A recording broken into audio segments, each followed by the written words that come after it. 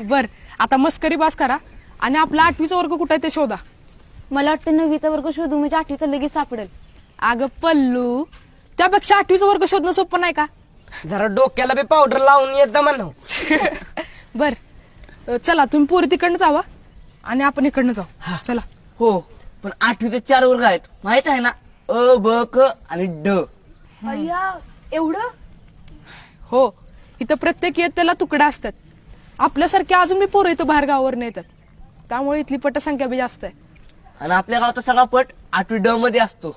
10वीच्या पोराने तिथंच बसायला सांगितलं आपल्याला, आणि बाहेर गावची सगळी पोरं तिथंच असतात. होय. मग आपण बी नाही की बरं गावचं जाऊ त्याच वर्गात.